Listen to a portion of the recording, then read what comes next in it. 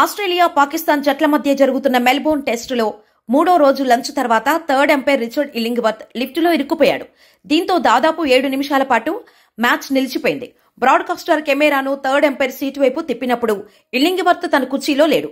Lunch ముగించుకుని తన seat వైపు వస్తుండగా ఇల్లింగ్వర్త్ లిఫ్టులో ఇరుక్కుపోయాడని లైవ్ మ్యాచ్ సందర్భంగా కామెంటేటర్స్ చెప్పారు. ఈ మేరకు ఫీల్డ్ ఎంపైర్లు ఆస్ట్రేలియా బ్యాటర్లు డేవిడ్ వార్నర్, మార్నస్ లాబుషేన్కు సమాచారం అందించారు. అయితే మళ్లీ కాసేపటి తర్వాత ఇల్లింగ్వర్త్ తన సీటుకు చేరుకున్నాడు. అక్కడి నుంచి ఆట ప్రారంభించమని తన పొజిషన్ నుంచి ఆన్ ఫీల్డ్ ఎంపైర్లకు సంకేతాలు ఇచ్చాడు.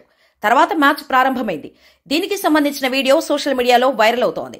ఈ మ్యాచ్లో ఆస్ట్రేలియా తన తొలి ఇన్నింగ్స్లో 318 పరుగులు చేసింది. మార్నస్ లబుషేన్ 63 పరుగులు, ఉస్మాన్ ఖవాజా 42 పరుగులు, మిచెల్ మార్ష్ 41 పరుగులు చేశాడు. డేవిడ్ వార్నర్ 38 పరుగులు చేశాడు. పాక్ బౌలర్లలో అమీర్ జమాల్ 3 వికెట్లు తీశాడు.